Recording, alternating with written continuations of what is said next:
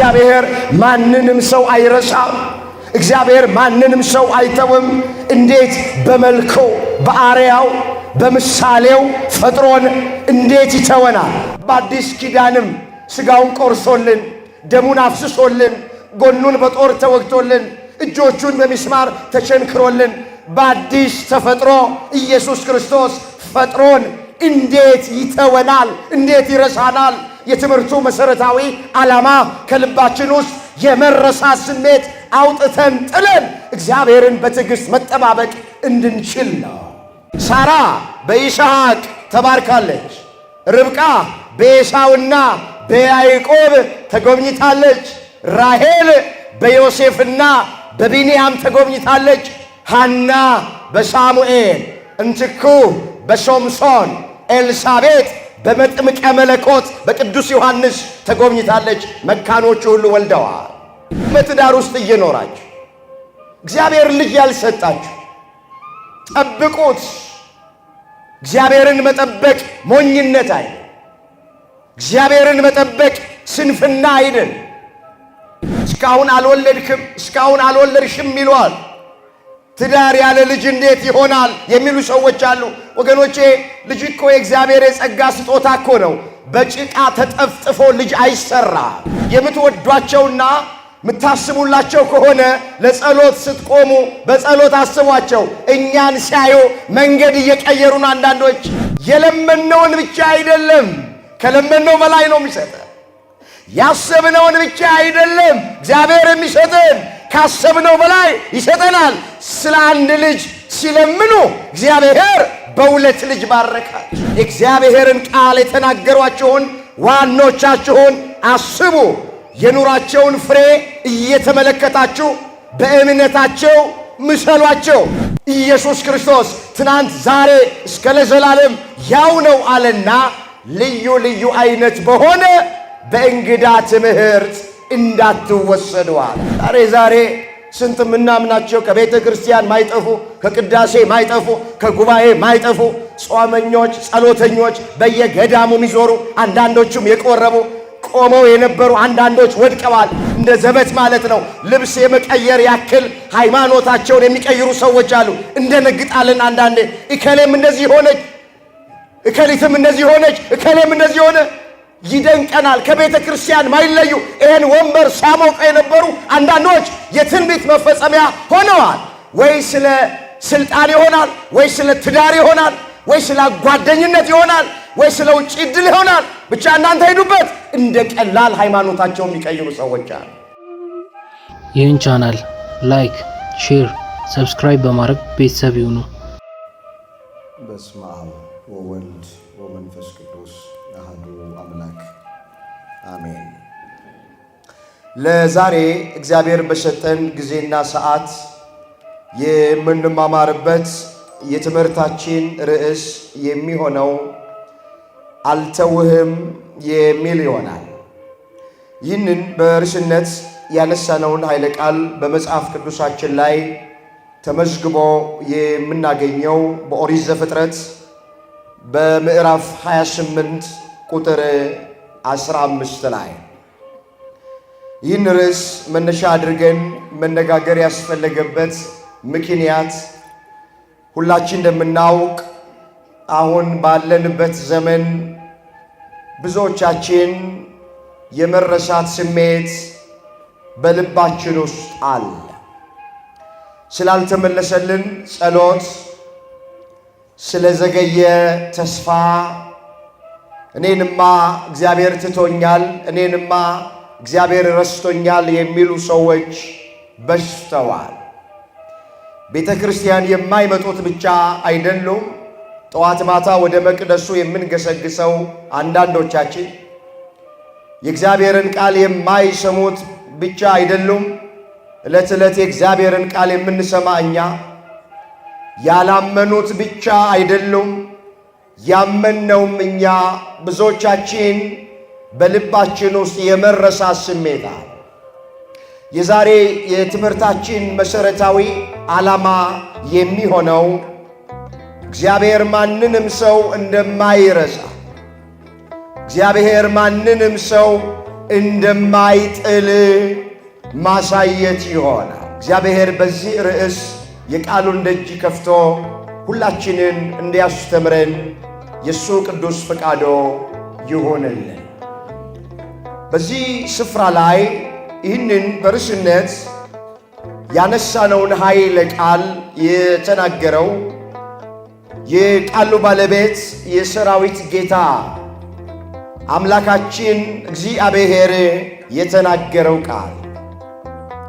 ቃሉንም ለጊዜው የተናገረው ከወንድሙ ኮብልሎ በስደት ለነበረ ያዕቆብ ለተባለ ለአንድ ሰው የተነገረ ቃል አስቀድመን በርዕስነት ያነሳነው ኃይለ ቃል የተነገረበት ምክንያት ምን እንደሆነ መረዳት ይቻለን ዘንድ ወደ ኋላ መለስ ብለን አንድ ታሪክ ባጭሩ እናያለን። ከዚህ በማስከተል በዚህ ታሪክ መስታወትነት የኛ የእያንዳንዳችንን ሕይወት እንመለከታለን። አሁንም አምላካችን እግዚአብሔር በዚህ ጉባኤያችን መካከል ተገኝቶ እንዲያስተምረን የእሱ መልካም ፈቃዶ ይሆን። እግዚአብሔርም ተለመነው፣ ርብቃ ሚስቱም ጸነሰች፣ 2 ልጆችን ወለደች ብሎ ታሪኩ ይጀምራል። አብርሃም የተባለው ሰው ጊዜው ቢቆይም ታሪኩን ሁላችን እንደምናውቅ ከሳራ ይስሐቅን ወለደ ብሎ ይጀምራል። ይስሐቅም ርብቃን አገባ። አንድ ላይ ሲኖሩ ልጅ ውድ በነበረበት ዘመን እግዚአብሔር የርብቃን ማኅፀን ዘግቶት ነበረ ይላል። ልጅ መውለድም አትችልም ነበር ይላል። አሁን ታሪኩ እንዳነበብን ይስሐቅ ወደ እግዚአብሔር ፊት እየመጣ እግዚአብሔር ሚስቱ ርብቃን እንዲያስባት ስለ ርብቃ ይጸልይ ነበረ ነው የሚል። አሁን ባሎች ለሚስቶቻችን እንጸልይ ይሆን? እዚህ ውስጥ ሚስቶች ካለን ለባሎቻችን እንጸልይ ይሆን? ርብቃ ልጅ መውለድ ባቃታት ጊዜ ይስሐቅ ስለ ሚስቱ ስለ ርብቃ አዎ ይጸልይ ነበረ፣ ወደ እግዚአብሔር ይለምን ነበረ። እግዚአብሔር ደግሞ የለመኑትን አይነሳ፣ የነገሩትንም አይረሳ። ጸሎታቸውን ልመናቸውን ሰማ፣ ርብቃን እግዚአብሔር አሰባት ይላል። የይስሐቅን ጸሎት የሰማ አምላክ የእኛንም ጸሎት ይስማን። አሜን በሉስ። የይስሐቅን ጸሎት እግዚአብሔር ሰማ፣ ርብቃን አሰባት። የዚህን ጊዜ በአንድ ጊዜ 2 ልጆችን ጸነሰች።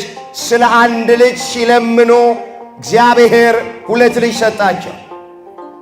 ስንዝር ስንለምነው አምላካችን እግዚአብሔር ክንድ ነው የሚሰጠው። ጥቂት ነገር ስንለምነው አብዝቶ ነው የሚሰጠው። እግረ መንገዳችን ምናልባት በትዳር ውስጥ እየኖርን በልጅ ያልተባረክን ሰዎች ካለን የርብቃ አምላክ የኛ አምላክ ነው።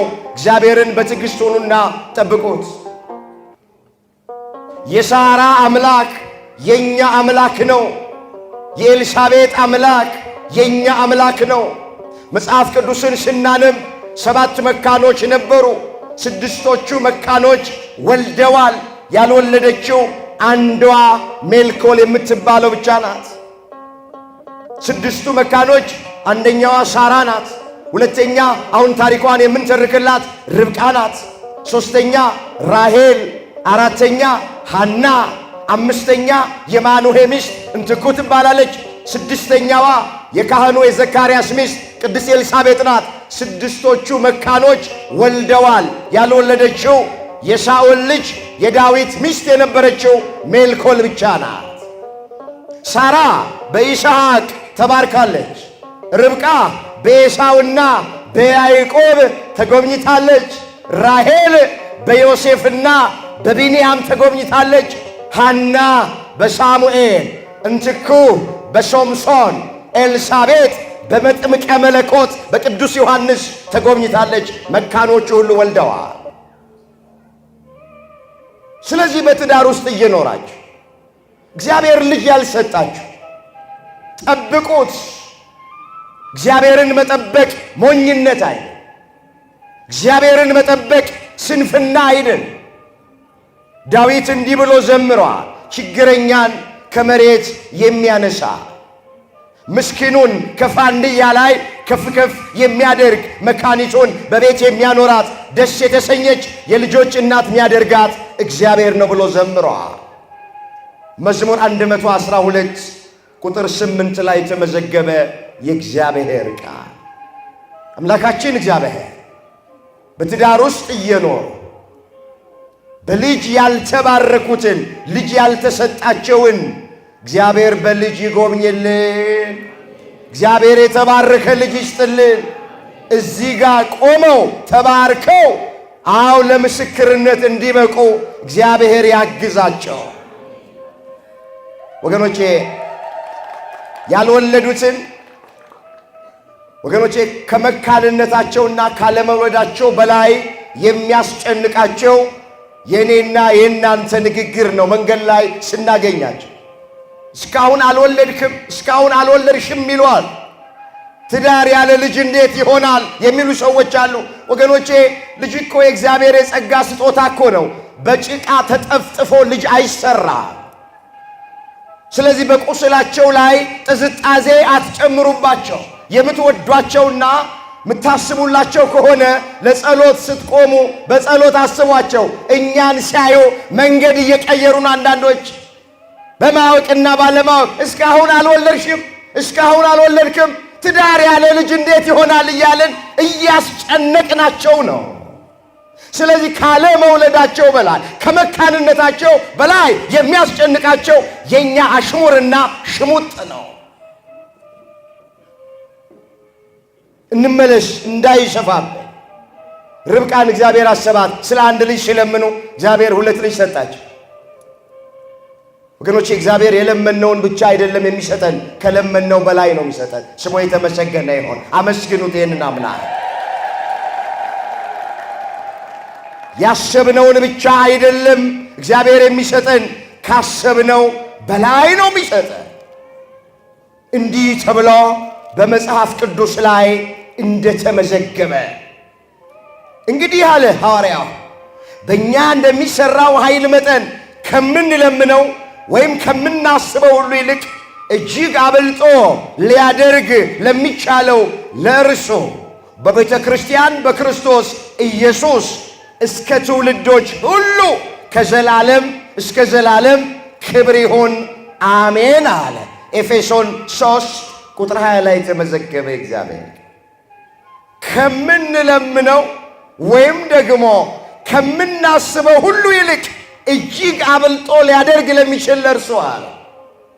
የለመነውን ብቻ አይደለም፣ ከለመነው በላይ ነው የሚሰጠን።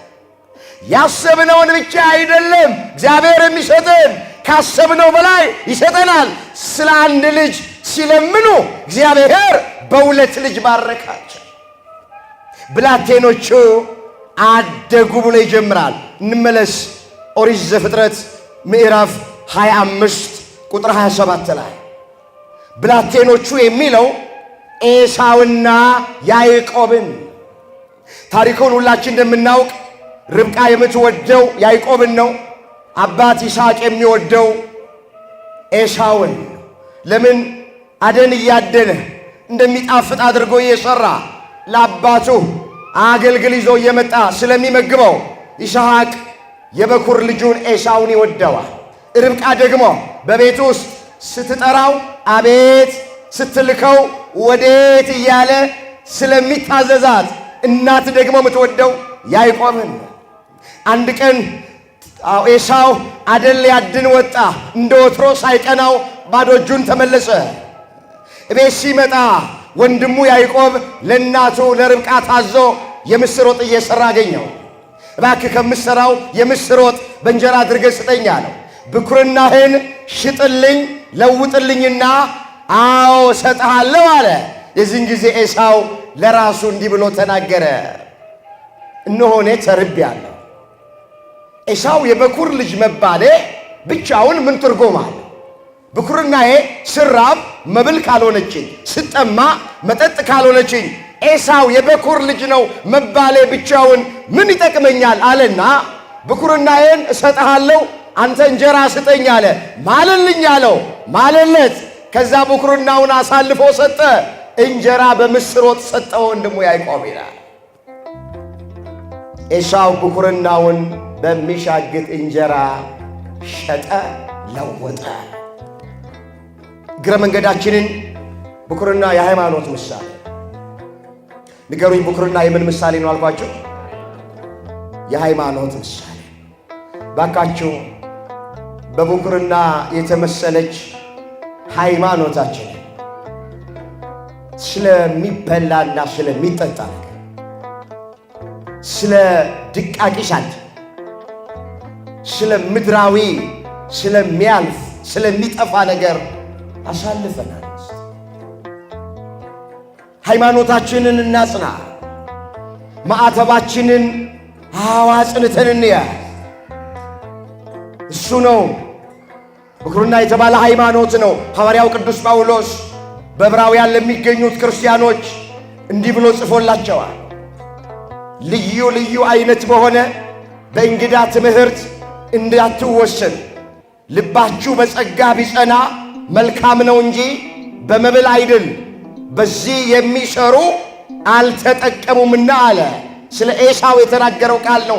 ዕብራውያን 13 ቁጥር 9 ላይ ተመዘገበ የእግዚአብሔር ቃል። ከላይ ከፍ ብሎ እንደዚህ ይላል፣ የእግዚአብሔርን ቃል የተናገሯችሁን ዋኖቻችሁን አስቡ። ዋኖቻችን በብሉይ ኪዳን ነቢያት ናቸው፣ በአዲስ ኪዳን ሐዋርያት ናቸው፣ ከዚያም በኋላ ሊቃውንተ ቤተ ክርስቲያን ናቸው። የእግዚአብሔርን ቃል የተናገሩን ዋኖቹ እነሱ ናቸው። እነ ተክለ ሃይማኖት፣ እነ ገብረ መንፈስ ቅዱስ፣ እነ ቅዱስ ጊዮርጊስ እነሱ ናቸው። የእግዚአብሔርን ቃል የተናገሩ ዋኖች የተባሉ እነሱ ናቸው። ምን አለ መጽሐፍ? የእግዚአብሔርን ቃል የተናገሯችሁን ዋኖቻችሁን አስቡ፣ የኑራቸውን ፍሬ እየተመለከታችሁ በእምነታቸው ምሰሏቸው። ገብረ መንፈስ ቅዱስን ምሰሉ፣ ተክለ ሃይማኖትን ምሰሉ፣ ጳውሎስን ምሰሉ፣ ጴጥሮስን ምሰሉ፣ ምሰሏቸዋል። ኢየሱስ ክርስቶስ ትናንት ዛሬ እስከ ለዘላለም ያው ነው አለና ልዩ ልዩ አይነት በሆነ በእንግዳ ትምህርት እንዳትወሰዱ አለ። በእንግዳ ትምህርት እንዳንወሰድ አምላካችን እግዚአብሔር ሁላችንን ይጠብቀን። ዛሬ ስንት ምናምናቸው ከቤተ ክርስቲያን ማይጠፉ፣ ከቅዳሴ ማይጠፉ፣ ከጉባኤ ማይጠፉ ጾመኞች፣ ጸሎተኞች በየገዳሙ የሚዞሩ አንዳንዶቹም የቆረቡ ቆመው የነበሩ አንዳንዶች ወድቀዋል። እንደ ዘበት ማለት ነው። ልብስ የመቀየር ያክል ሃይማኖታቸውን የሚቀይሩ ሰዎች አሉ። እንደነግጣለን አንዳንዴ። እከሌም እንደዚህ ሆነች፣ እከሊትም እንደዚህ ሆነች፣ እከሌም እንደዚህ ሆነ። ይደንቀናል። ከቤተ ክርስቲያን ማይለዩ ይህን ወንበር ሲያሞቀ የነበሩ አንዳንዶች የትንቢት መፈጸሚያ ሆነዋል። ወይ ስለ ስልጣን ይሆናል፣ ወይ ስለ ትዳር ይሆናል፣ ወይ ስለ ጓደኝነት ይሆናል፣ ወይ ስለ ውጭ ዕድል ይሆናል። ብቻ እናንተ ሄዱበት። እንደ ቀላል ሃይማኖታቸውን የሚቀይሩ ሰዎች አሉ። እግዚአብሔር ከዚህ ሁላችንን ይጠብቃል። ብኩርና የተባለ ሃይማኖታችንን እስከ መጨረሻው አጽንተን እንድንይዝ ሁላችንን በቸርነቱ ይርዳል። ወገኖቼ ከሃይማኖት መውጣት በጣም ቀላል ነው። ተመልሶ መግባት ከባድ ነው። ማዕተብን መበጠስ ቀላል ነው። መልሶ ማሰር ከባድ። አሁን የወጡት የኛ ወንድሞችና እህቶች ሃይማኖታቸውን የቀየሩት ባሉበት ቦታ ተመችቷቸው መስሏቸው? ጠይቋቸው። በፍጹም አይመቻቸው። መስሎኝ ነው የወጣሁት፣ መስሎኝ ነው የሄድኩት። እውነት ያለውማ ተዋህዶ ቤት ነው፣ እውነት ያለውማ ኦርቶዶክስ ጋር ነው። ግን አሁን ብመጣ ለእኔ ቤተ ክርስቲያን ቦታ ይኖራታል፣ አሁን ሕዝቡ እኔን ይቀበለኛል ብለው ይሉኝታ ይዟቸው እንጂ ትናንት በስብከት ያገለግሉ የነበሩ አንዳንዶች፣ ትናንት በዝማሬ ያገለግሉ የነበሩ አንዳንዶች፣ ትናንት መቅደስ ገብተው ተንሱ ጸልዩ እያሉ በቅዳሴ ያገለግሉ አንዳንዶች ከሃይማኖት ወጥተው አፍረው ቤታቸው ቁጭ ያሉ ሰዎች አሉ። መውጣት በጣም ቀላል ነው፣ ተመልሶ መግባት ነው ከባዱ። መካድ በጣም ቀላል ነው፣ ማመን ከባድ ነው። ኤሳው ብኩርናውን ካጣ በኋላ በእንባ ተግቶ ቢፈልግ ለንስሐ ስፍራ አልተገኘለትም ነው የሚለው። ላነበው ፈልጋለሁ። ሐዋርያው ቅዱስ ጳውሎስ ለዕብራውያን ክርስቲያኖች በጻፈላቸው መልእክቱ ዕብራውያን 12 ቁጥር 16 ላይ እንዲህ ብለዋል። ዕብራውያን 12 ቁጥር 16 ላይ ተመልከቱት። እንደዚህ ይላል፣ ብዙዎች የሚረክሱበት አንድ መራራ ሥር ወደ ላይ በቅሎ እንዳያስጨንቅ፣ ሴሰኛም የሚሆን እንዳይገኝ፣ ወይም ስለ አንድ መብል በኩርነቱን እንደሸጠ እንደ ኤሳው ለዚህ ዓለም የሚመች ሰው እንዳትሆኑ ተጠንቀቁ ነው። ስለሚሻግት መብል ብሎ ብኩርናውን እንደሸጠ እንደለወጠ እንደ ኤሳው እንዳትሆኑ ተጠንቀቁ። በብኩርና የተመሰለ ሃይማኖታችንን ስለ መብል በመሸጥ አሳልፈን እንዳንሰጥ ተጠንቀቁ ይላል መጽሐፍ። እንድንጠነቀቅ ሁላችንን እግዚአብሔር በቸርነቱ ይርዳ። እንዳይሰፋብን እንመለስ ወደ ቀደመ ነገራችን። ብኩርናውን ሸጠ ለወጠ። ይስሐቅ ዓይኑ ፈዘዘ፣ ሰውነቱ ደነዘዘ። በመሞት ጫፍ ላይ ደረሰ። የሚወደውን ልጁን ጠራውና እንደ ቀድሞ እኔ ልሞት ደርሻለሁ፣ ነፍሴ ከሥጋዬ ሳትወጣ እባርክ ዘንድ እንደ ቀድሞ አደን አድነህ እንደሚጣፍጥ አድርገህ ሰርታ አምጣልኝ አለ። እሺ ብሎ ኤሳው አሁንም ወጣ ሁለተኛ ጊዜ። ይሄን ሲናገር ጓዳ ሆና ርብቃ ትሰማ ነበረ። ቅድም እንደተረክነው ደግሞ ርብቃ የምትወደው ያዕቆብን ነው ብለናል። ስለዚህ ያዕቆብን ጠራችውና እንደዚህ አለ፣ ልጄ ያዕቆብ ሆይ አለች፣ አባትህ ወንድምህን ሊባርከው እንዲህና እንዲህ ያለ ሲናገር ሰምቻለሁ። ልትባረክ የሚገባ አንተ ነህ። ወደ ጋጣ ውስጥ ግባ፣ ከጠቦቱ መካከል አርደህ አወራርደህ አምጣህ፣ እኔ እንደሚጣፍጥ አድርጌ አዘጋጀዋል። በአገልግል ይዘህ ወደ አባትህ ጋር ትገባለህ፣ ትባረካለህ።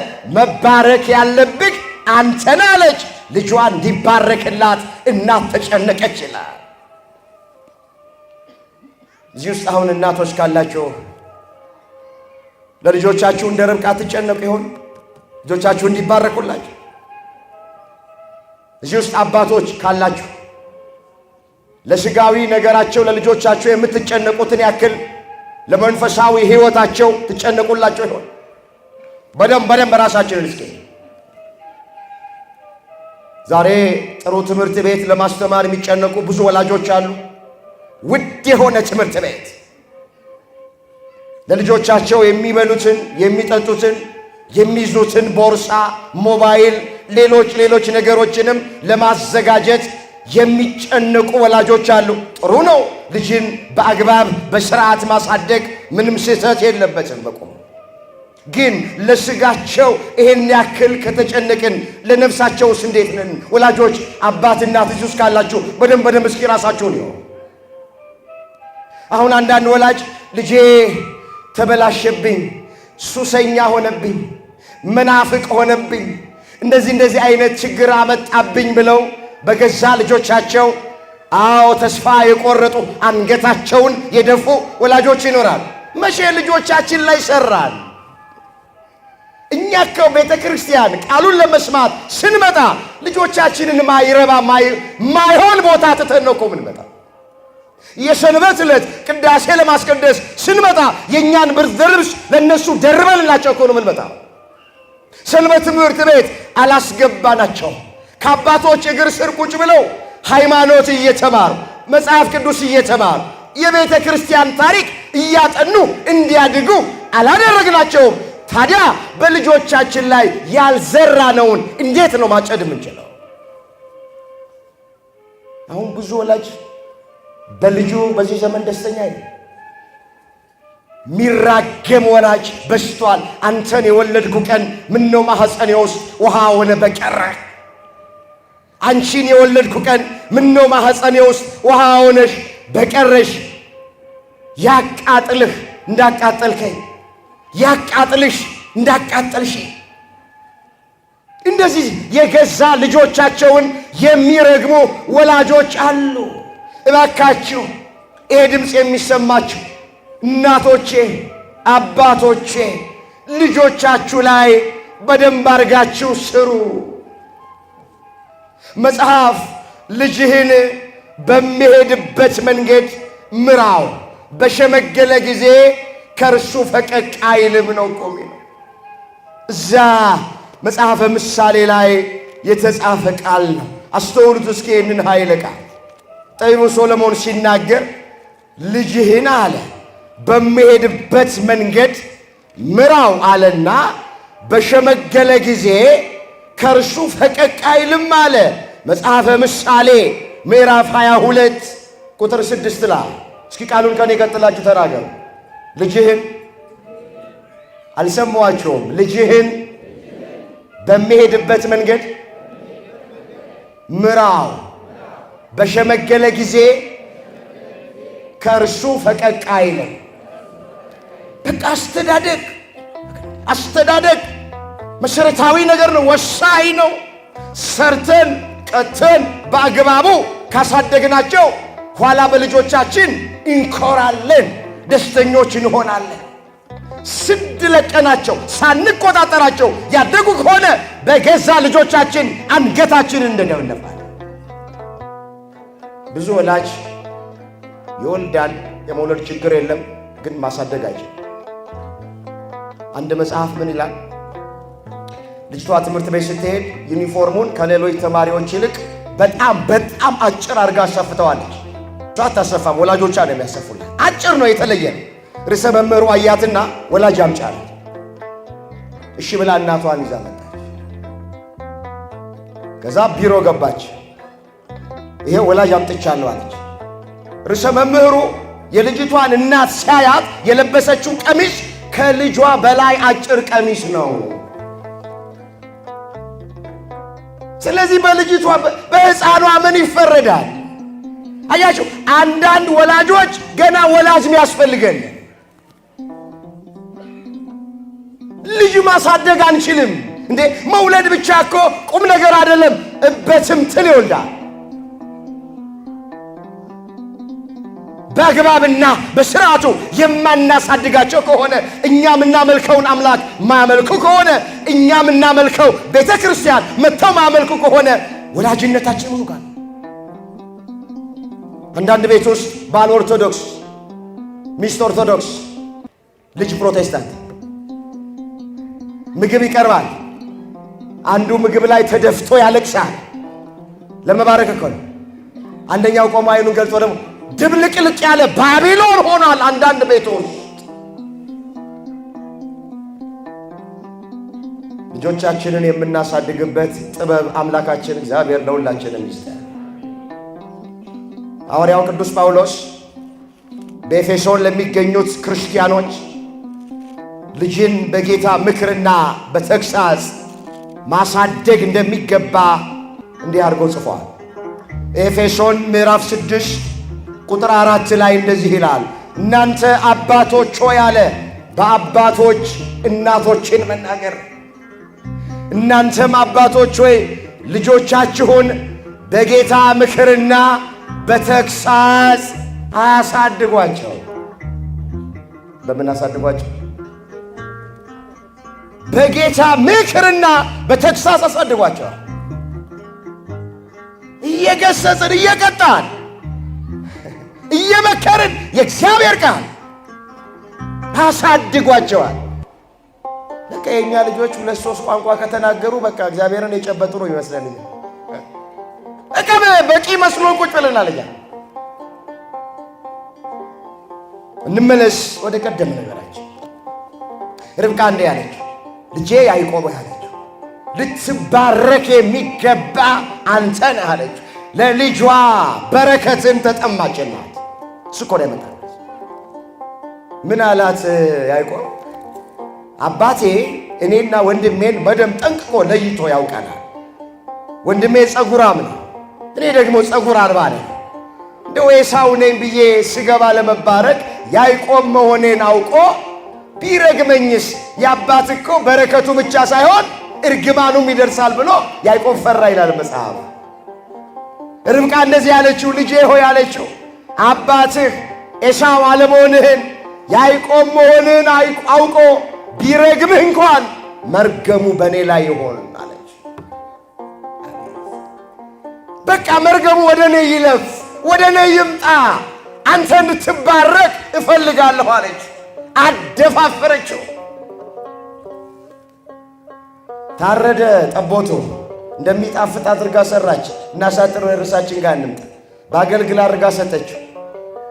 ጸጉር ለበሰ። ወንድሙ ለመምሰል ገባ ወደ አባቱ። አባቴ ሳትሞት ነፍስ ከሥጋ ሳትለይ ባክህ ተነስና ባርከኝ አለ። ማነህ አለው። እኔ የበኩር ልጅህ ኤሳው ነኝ አለ። እንዴት ቶሎ መጣህ አለው። እግዚአብሔር የራቀውን አቀረበልኝ አለ። እግዚአብሔር አገዘኝ፣ እግዚአብሔር ረዳኝ አለ። ናስኪ እውነት ኤሳው እንደሆንክና እንዳልሆንክ እለይ ዘንድ እንድዳስስህ ናቅረብ አለው። እሺ ብሎ ቀረበ። ዳስሰው። ጸጉር ነው፣ ሰውነትህ የኤሳው ነው፣ ድምፅ ግን የያዕቆብ ነው አለ። ከዛ ባረከው። መጽሐፉ እንደሚናገር ባረከው፣ ምንም ሳያስቀር ባረከው ይላል። እሱ ተባርኮ አንድ እርምጃ ከቤት ሲወጣ ኤሳው ገባ። አባቴ ተነስና ባርከኝ አለው። ማነህ አለው። እኔማ የበኩር ልጅ ኤሳው ነኝ አለ። ካንተ ቀድሞ የመጣው ማኖሯል አለ። ባረኩት እኮ እሱን አለው። አባቴ በረከት አንዲት ብቻ ናት አለው። በረከቴ አንዲት ብቻ ናት አለ። ተናዶ ተቆጥቶ ከቤት ወጣ እንዲህ እያለ ሁለት ጊዜ አሰናክሎኛልና በእውነት ስሙ ያዕቆብ ተባለ፣ እገድለዋለሁ ብሎ ተቆጥቶ ወንድሙን ሊገድለው ያሳድደው ዘንድ ጀመረ ይላል። ወገኖቼ የሰው ጠላቱ የቤቱ ሰዎች ናቸው ይላል መጽሐፍ። እግረ መንገዳቸው እዛ ትንቢተ ሚክያስ ምዕራፍ 7 ቁጥር 6 ላይ የተመዘገበ የእግዚአብሔር ቃል ጠላት ከሩቅ አይመጣም። አሁን ያዕቆብን እያሳደደው ያለው የእናቱ ልጅ ወንድሙ ኤሳው ነው። ሊገድለው ያሳድደው። በረከቴን ወሰደብኝ ብሎ ይገድለዋለሁ ብሎ የተነሳው ወንድሙ ነው። ጠላት ከሩቅ አይመጣም። የሰው ጠላቱ የቤቱ ሰዎች ናቸው ይላል። አቤልን የገደለው ወንድሙ ቃየል ነው። ዮሴፍን የሸጡት የገዛ ወንድሞቹ ናቸው። ጌታችን መድኃኒታችን ኢየሱስ ክርስቶስን ለመስቀል ሞት አሳልፎ የሰጠው ከዋለበት የዋለ ካደረበት ያደረ የእጁን ታምራት በዓይኖቹ የተመለከተ የቃሉን ትምህርት በጆሮቹ ያደመጠ ይሁዳ ነው። ኢየሱስ ክርስቶስን በ30 ብር አሳልፎ የሸጠው የሰው ጠላቱ የቤቱ ሰዎች ናቸው። ጠላት ከሩቅ አይመጣም። ቤተ ክርስቲያን እንደ በሶ ብትበጠበጥ ከመስጊድ በመጡ ሰዎች አይደለም። የሰው ጠላቱ የቤቱ ሰዎች። እውነቱን መናገር ያስፈልጋል። ሰላም ብናጣ፣ ብንታወቅ፣ ብንጨነቅ፣ መፈጠራችንን ብንጠላ፣ በሀገር ጉዳይ በቤተ ክርስቲያን ጉዳይ ወገኖቼ እንደዚህ አይነት አጣብቀኝ ውስጥ ብንገባ ከሩቅ በመጡ ሰዎች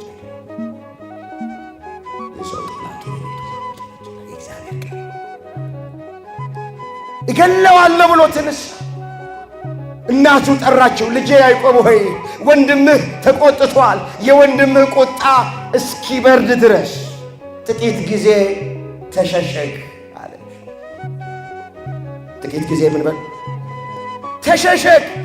ያዕቆብም መልካም ወጣት ስለነበረ የእናቱ የርብቃን ምክር ሰማና ወደ አጎቱ ወደ ላባ ዘንድ ተሰደደ፣ ተሸሸገ። እሺ አለ። የወንድሜ ቁጣ እስኪበርድ ድረስ ልሸሸግ አለና የእናቱን ምክር ሰምቶ ወደ አጎቱ ወደ ላባ ዘንድ ስደት ጀመረ ይላል። ወገኖቼ አንዳንዴ ጉልበት ቢኖረን፣ ኃይል ቢኖረን፣ ገንዘብ ቢኖረን፣ አቅም ቢኖረን፣ መሳሪያ ቢኖረን ባካችሁ አትጋፈጡ። አሁን ያለነው በዘመነ ስደት ፍጻሜ ላይ ጌታችን ኢየሱስ ክርስቶስ ከእናቱ ከእመቤታችን ከቅድስት ድንግል ማርያም ጋር ወደ ግብፅ የተሰደደው ምድራዊው ንጉሥ ሄሮድስ ሊገለው ባሰበ ሰዓት እዛው ኢየሩሳሌም ሆኖ መላእክቱን በጥቅሻ ቢጠራቸው ሄሮድስና ሰራዊቱን ከምድረ ገጽ ማጥፋት ይችል ነበረ። ግን እየቻለ ለ3 ዓመት ከ6 ወር ያክል ተሰደደ። ኢየሱስ ክርስቶስ ለእኛ ምሳሌ፣ ለእኛ አብነት፣ ለእኛ አርያ ሲሆነን ነው። ከኔ ተማሩ ሲለን ነው። አንዳንዴ ዞር ማለት ጥሩ ነው። አባቶቻችን ምን ይላሉ? ጊዜና ቅዝምዝምን ዝቅ ብሎ ማሳለፍ ነው ይላል። ማያልፍ የለም። አትጋፈጡ፣ ዞር በሉ፣ ሽሹ። ርብቃ ያዕቆብን የወንድም ቁጣ እስኪበርድ ድረስ ጥቂት ጊዜ ተሸሸግ አለችው። ወደ አጎቱ ወደ ላባ ዘንድ ሄደ። መንገድ ሄደ ሳለ ደከመውና አንድ ስፍራ ላይ አረፈ ይላል። ይህ ታሪክ በኦሪት ዘፍጥረት በምዕራፍ 28 ቁጥር 10 ጀምሮ የተመዘገበ ታሪክ ነው። ላነበው ፈልጋለሁ። እንደዚህ ይላል። ያዕቆብም ከቤርሳቤ ወጥቶ ወደ ካራን ሄደ። ወዴት ሄደ? ወደ ካራን ሄደ። ወደ አንድ ስፍራም ደረሰ። ፀሐይም ጠልቃ ነበርና ከዚያ አደረ። በዚያም ስፍራ ላይ ድንጋይ አነሳ፣ ከራሱም በታች ተንተርሶ በዚያ ስፍራ ተኛ። ሕልምንም አለመ። እነሆ መሰላል በምድር ላይ ተተክሎ ራሱም ወደ ሰማይ ደርሶ እነሆ የእግዚአብሔር መላእክት ይወጡበትና ይወርዱበት ነበረ። በመሰላሉ ጫፍ ላይ እግዚአብሔር ቆሞ ነበር። ይህንን ሕልም እግዚአብሔር ለያዕቆብ ገለጠለት፣ ለያዕቆብ አሳየው። እግረ መንገዳችንን ሕልም ሁሉ ከእግዚአብሔር አይደለም። መጽሐፍ ሕልም ከሥራ ብዛት የተነሳ ይታያል ይላል። እዛ መጽሐፈ መክብብ ምዕራፍ 5 ቁጥር 3 ላይ ሕልም በሉ እስኪ ከሥራ ብዛት የተነሳ ይታያል። ከምን ብዛት? አንዳንዴ ከሥራ ብዛት የተነሳ ደክሞን ስንገባ ላባችንን አፍስን ወዛችንን አንጠፍጥፍን ደክሞን ስንገባ ከሥራ ብዛት የተነሳ የሚታይ ሕልም አለ። ሕልም ሁሉ ከእግዚአብሔር አይደለም። አባቶቻችን ደግሞ ምን ይላሉ? ሰው ከአራቱ ባህሪያተ ሥጋ ነው የተፈጠረው ይላል። አራቱ ባህሪያተ ሥጋ የሚባሉት እሳት፣ ንፋስ፣ ውሃና መሬት ወይም አፈር ናቸው።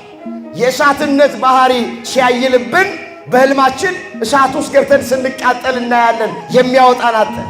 የውሃነት ባህሪ ሲያይልብን ባህር ውስጥ ገብተን ስንዋኝ በአፍንጫችን ውሃው ሲገባ በሕልማችን እናያለን አሉ። ሕልም ሁሉ ከእግዚአብሔር አይደለም። አሁን እኛ በሕልማችን ቀይ ሴት ካየን ማንን ያየነው ነው?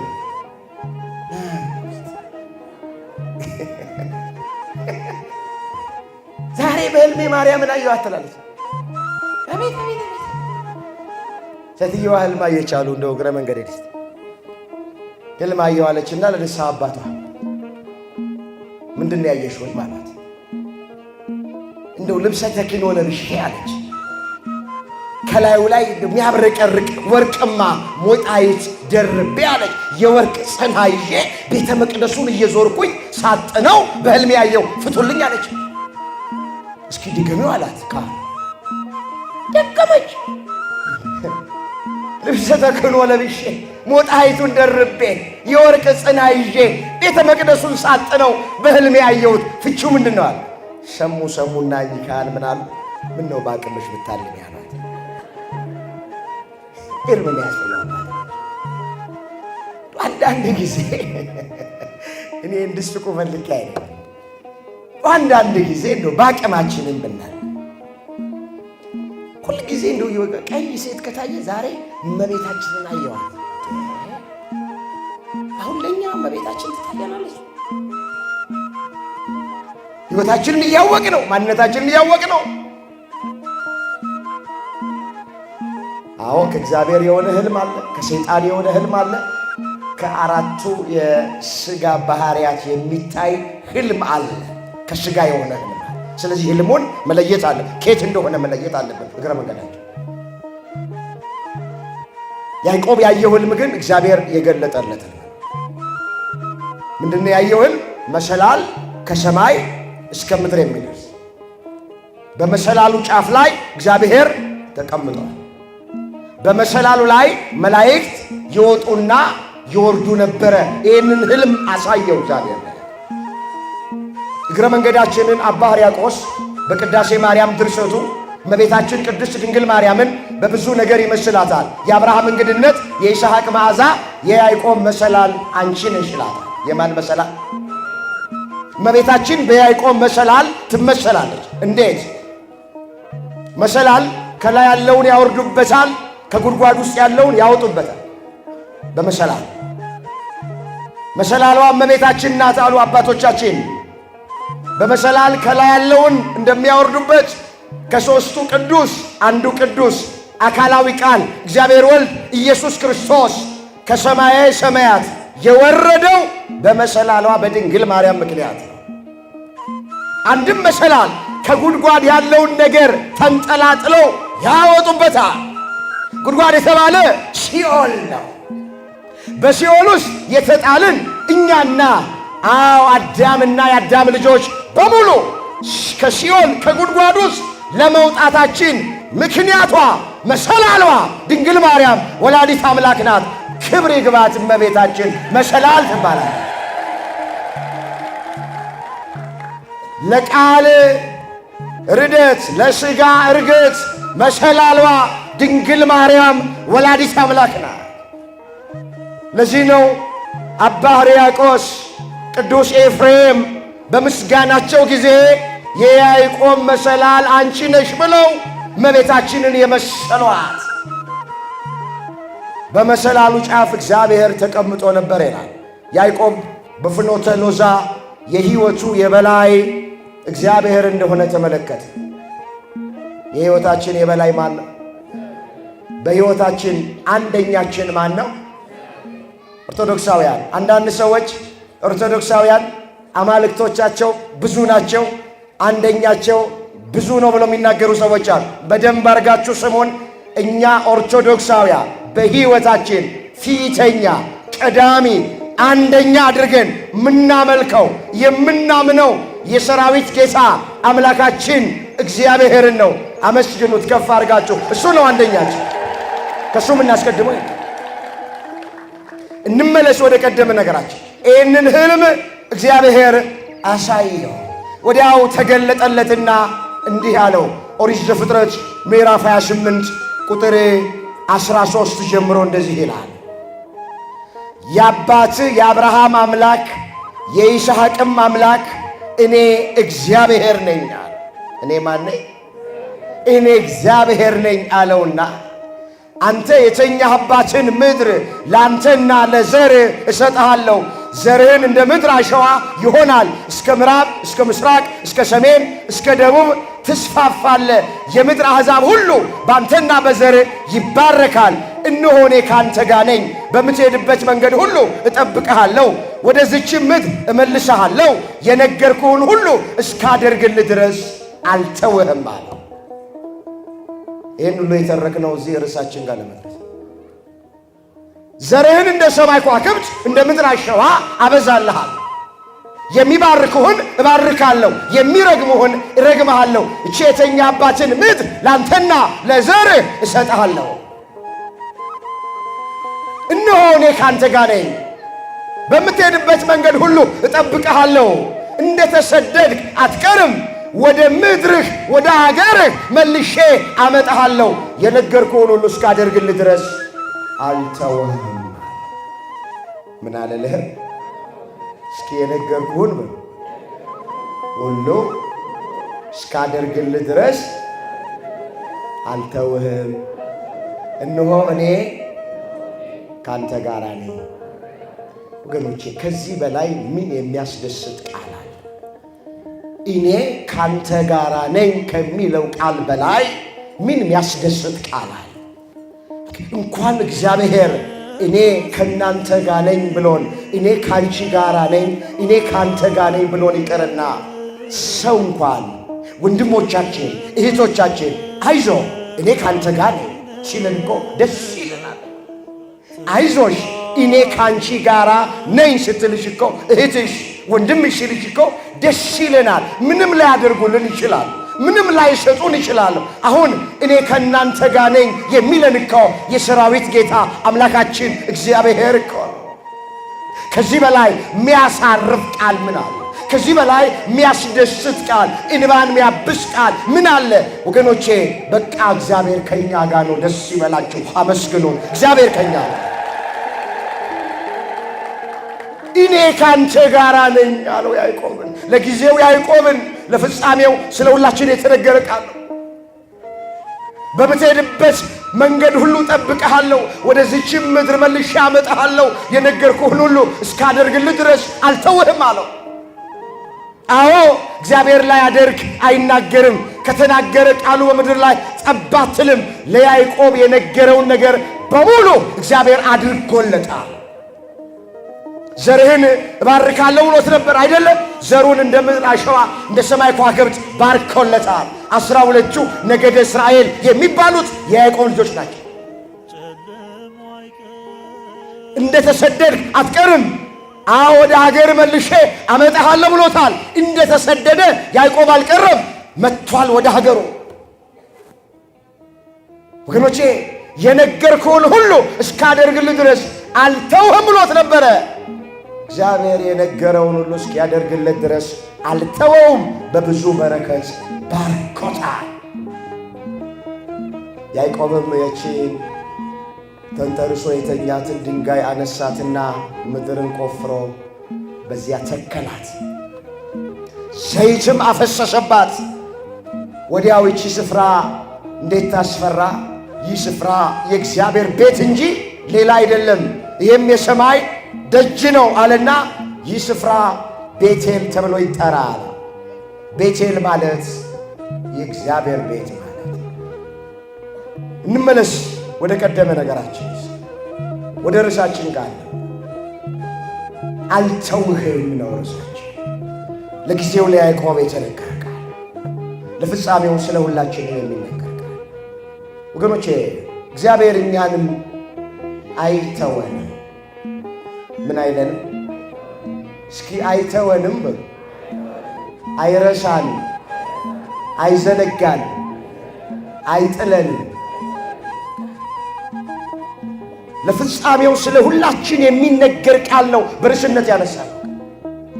ባካችሁ እየጸለያችሁ እየለመናችሁ እያለቀሳችሁ በእንባ ስላልተመለሰላችሁ ጸሎት እያንኳኳችሁ በጸሎት ምናልባት ያልተከፈተ ነገር ካለ እያነባችሁ እንባችሁ ያልታበሰላችሁ ሰዎች ካላችሁ፣ የጎደለ ነገር ካለ፣ ያልተደረገ ያልተሰጠን ነገር ካለ እኔን እግዚአብሔር ተወኝ፣ እኔን እግዚአብሔር ረሳኝ አትበሉ። እግዚአብሔር ማንንም ሰው አይረሳም። እግዚአብሔር ማንንም ሰው አይተውም። እንዴት በመልኩ በአርአያው በምሳሌው ፈጥሮን እንዴት ይተወናል? በአዲስ ኪዳንም ሥጋውን ቆርሶልን ደሙን አፍስሶልን ጎኑን በጦር ተወግቶልን እጆቹን በሚስማር ተቸንክሮልን በአዲስ ተፈጥሮ ኢየሱስ ክርስቶስ ፈጥሮን እንዴት ይተወናል? እንዴት ይረሳናል? የትምህርቱ መሠረታዊ ዓላማ ከልባችን ውስጥ የመረሳት ስሜት አውጥተን ጥለን እግዚአብሔርን በትዕግሥት መጠባበቅ እንድንችል ነው። መጽሐፍ እንደዚህ ይላል፣ ጽዮን ግን እግዚአብሔር ትቶኛል ጌታም ረስቶኛል አለች። በውኑ ሴት 9 ወር ከ5 ቀን በማኅፀኗ የተሸከመችውን ልጅ እስከማትራራ ድረስ ትረሳለችን? ምናልባት እሷ ትረሳ ይሆናል አለና እኔ ግን ለዘላለም አልረሳሽም፣ እነሆ በእጄ መጽሐፍ ቀርጬሻለሁ አለ። እዛ ትንቢተ ኢሳይያስ ምዕራፍ 49 ቁጥር 14 ላይ የተመዘገበ እግዚአብሔር ቃል። ይህ ቃል የተነገረው እስራኤል ተማርከው ወደ ባቢሎን በወረዱ ጊዜ፣ በ70 ዓመት ምርኮ ጊዜ፣ እዛ መከራ ውስጥ ባሉ ጊዜ እግዚአብሔር ተወን፣ እግዚአብሔር ረሳን ባሉ ጊዜ ምን አለ? ጽዮን ግን አለ እግዚአብሔር ትቶኛል ጌታም ረስቶኛል አለች። ጽዮን የተባሉ እስራኤላውያን ናቸው። እግዚአብሔር ትቶኛል ጌታም ረስቶኛል አለች። አዎ ተሰደድን፣ ምርኮ በዛብን፣ ናቡከደነጾር እያስጨነቀን ነው፣ እግዚአብሔር ቢተወን ነው ብለው ነበረ። እግዚአብሔር ግን ምን አላቸው? ሴት ልጅ አለ የወለደችውን ትረሳለችን አለና ምናልባት እሷ ትረሳ ይሆናል፣ እኔ ግን አለ ለዘላለሙ አልረሳችሁም አለ። ለዘላለሙ ምን አልላችሁም? እነሆ በእጄ መጽሐፍ ላይ ቀርጫችኋለሁ አለ። ወገኖቼ እያንዳንዳችንን እግዚአብሔር የሚያየን በመዳፉ ላይ ነው። ስንቶቻችን የምንነግር በመዳፉ ላይ ቀርጾናል። በመዳፉ ላይ ታትመናል። አይተወንም፣ አይረሳንም፣ አይጥለንም። እሱ ሥራ የሚሠራበት የራሱ ጊዜ ስላለው ነው።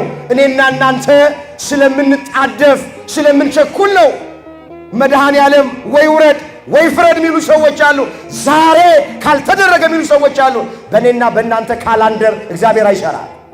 በእኔና በእናንተ ቀመር እግዚአብሔር አይሠራም። እግዚአብሔር የሥራ ጊዜ አለው ተብሎ ተጽፏል። ከሰዓት የሚሠራውን እግዚአብሔር ጠዋት አይሠራውም። ነገ የሚሠራውን እግዚአብሔር ዛሬ አይሠራውም። በሳምንት የሚሠራውን እግዚአብሔር በዕለት አይሠራውም። በወር የሚሠራውን እግዚአብሔር በሳምንት አይሠራውም። ወገኖቼ በመንፈቅ የሚሠራውን በወር አይሠራውም። በዓመት የሚሠራውን እግዚአብሔር በመንፈቅ አይሠራውም። እኛ ስለምንቸኩል እንጂ እግዚአብሔር ትቶን አይደለም። በፍጹም አይተወንም፣ በፍጹም አይረሳንም። ዳዊት ምን አለ? እግዚአብሔር ሕዝቡን አይጥልም ርስቱንም አይተወም አለ። እስኪ እግዚአብሔር ምን አልሰማኋቸውም? ሕዝቡን አይጥልም ርስቱንም አይተውም። እኛ የማርስቶች ነን። አቤት! በቅዳሴ መካከል አባቶቻችን የሚናገሩት አንድ ቃል መሃል ላይም መጨረሻ ላይም አስተውላችሁ ከሆነ አቤቱ ሕዝብህን አድን ርስትህንም። ስለዚህ እኛ ለእግዚአብሔር ምኖቹ ነን? ርስቶቹ ነን። ዳዊት ደግሞ ምን አለ? እግዚአብሔር ሕዝቡን አይጥልም አለና ርስቱንም ደግሞ አይተውም አለ። መዝሙር 93 ቁጥር 14 ላይ የተመዘገበ እግዚአብሔር። ስለዚህ አይጥልንም፣ አይተወንም። እኛ ብቻ እግዚአብሔርን እንጠብቅ። ቅድም እንዳልኳችሁ እግዚአብሔርን መጠበቅ ሞኝነት አይደለም። እግዚአብሔርን መጠበቅ ስንፍና አይደለም። እንደውም ጥበብ ነው፣ ማስተዋል ነው። ታገሱና ጠብቁት። በቃ አዲስ ኪዳን ላይ ስንመጣ ደቀ መዛሙርቱን ኢየሱስ ክርስቶስ ምንድን ነው ያላቸው? ወላጆች እንደሌላቸው ልጆች አልተዋችሁም ነው ያላቸው። እዛ የዮሐንስ ወንጌል ምዕራፍ 14 ቁጥር 18 ላይ እስኪ ወላጆች እንደሌላቸው ልጆች አልተዋችሁም። ምን አልላችሁም? ወላጅ የሌለው ልጅ ጓለማታ ቢራብ ማን ያበለዋል? ቢጠማ ማን ያጠጣዋል? ደቀ መዛሙርቱን ጌታችን ኢየሱስ ክርስቶስ ከነሱ ሊለይ ባለ ጊዜ እንደ እጓለ ማውታ ወላጅ እንደሌላቸው ልጆች አልተዋችሁም ነው ያለ። ወገኖቼ ወላጅ የሌለው ልጅ ቢበላም ቢጠጣም ደስታው ፍጹም አይደለም። እናት የሌለው አባት የሌለው ልጅ ቢለብስ ቢበላ ቢጠጣ ደስታው እንደሌሎቹ ፍጹም አይደለም። ኢየሱስ ክርስቶስ ለጊዜው ደቀ መዛሙርቱን ለፍጻሜው ሁላችንን ወላጆች እንደሌላቸው ልጆች አልተዋችሁም ብሎ ቃል ገብቶናል። እንደገና አያችኋለሁ ብሎናል። እግዚአብሔር ሁላችንን እንደገና ስራችንን እግዚአብሔር እንደገና ይመልከትልን። ንግዳችንን እግዚአብሔር እንደገና ይይልን። ጤንነታችንን እግዚአብሔር እንደገና ይመልከትልን። ጓዳችንን እግዚአብሔር እንደገና ይጎብኝልን። አገራችንን ኢትዮጵያ እንደገና እግዚአብሔር ይመልከትልን። ቤተ ክርስቲያኒቱን እግዚአብሔር እንደገና ይመልከትልን። እንደገና አያችኋለሁ፣ ወላጆች እንደሌላቸው ልጆች አልተዋችሁም አለ ኢየሱስ ክርስቶስ ለጊዜው ለደቀ መዛሙርቱ፣ ለፍጻሜው ስለ ሁላችን የተነገረ ቃል። ስለዚህ ከልባችን ውስጥ እኔን እግዚአብሔር ተወኝ፣ እግዚአብሔር ረሳኝ የማለት ስሜት አውጥተን እንጣል። እግዚአብሔር ያየናል፣ እግዚአብሔር ይጎበኘናል፣ እግዚአብሔር ያስበናል፣ እግዚአብሔር ይመለከተናል። ዳዊት እንደተናገረ በትዕግሥት ሆነን ብቻ እንጠብቀው። ቆይቼ እግዚአብሔርን ደጅ ጠናሁት እሱም ዘንበል። እስኪ ቆይቼ እግዚአብሔርን ደጅ ጠናሁት እሱም ዘንበል አለልኝ። እግዚአብሔር ወደ ሁላችንም ሕይወት ዘንበል ይበልልን። መዝሙር 39 ቁጥር 1 ላይ የተመዘገበ የእግዚአብሔር። ስለዚህ አይዟችሁ፣ እንደ ሀገር፣ እንደ ቤተ ክርስቲያን፣ በግል ሕይወታችን ያለንበት ዘመን ደስ አይል። የምናውቀው እኔ ከምነግራችሁ በላይ እናንተ ጠንቅቃችሁ ታውቁታላችሁ። በምናየው በምንሰማው ደስተኞች አለ። ግን አይዟችሁ፣ አገራችንንም አይተዋትም፣ ቤተ ክርስቲያናችንንም አይተዋትም፣ እኛንም ምን አይለንም። ስንዘምር ምን እያልን ነው የምንዘምር? እያድጋ ለሀገሪትነ ኢትዮጵያ፣ ኢትዮጵያን እግዚአብሔር አይተዋትም አይተዋትም። መዘመር እኮ ብቻ አይደለም፣ እንመን አይተዋትም ብለን ማመን። አሁን የሚዘምር ሰው ችግር የለም። በቃ አይተዋትም፣ አገሪቱን አይተዋትም፣ ቤተ ክርስቲያኒቱን አይተወንም፣ እኛንም አልተዋችሁም ስላለን ማለት ለቃሉ ታማኝ ነው። ሐሰት ለባህሪው አይሽማማውም እግዚአብሔር። በዚህ ቃል እንድንጽናና፣ በዚህ ቃል እንድናርፍ፣ ይህንን የመከራ ዘመን እንድንሻገረው እንድናልፈው ቸሮ አምላካችን እግዚአብሔር ሁላችንን በቸርነቱ ይርዳል። እስኪ አይተወንም በሉ። ሰይጣን ይፈር ድጋሜ አይተወንም፣ አይጥለንም፣ አይረሳንም፣ አይዘነጋንም። እግዚአብሔር ያስበናል፣ እግዚአብሔር ይጎበኘናል፣ ጥያቄያችንን ይመልሳል፣ እንቆቅልሻችንን ይፈታል፣ እንባችንን ያብሳል። እሱ ያስበናል። ሁላችንን እግዚአብሔር በቸርነቱ ይመልከተን። ያስተማረን፣ የመከረን፣ የገሰጸን የአባቶቻችን አምላክ እግዚአብሔር ስሙ የተመሰገነ ይሆን። ድንግል ማርያም ጣዕሟን ባንደበታችን ፍቅሯን በልባችን ትሳልብን። የጻድቁ አባት የአቡነ ገብረ መንፈስ ቅዱስ ረድኤት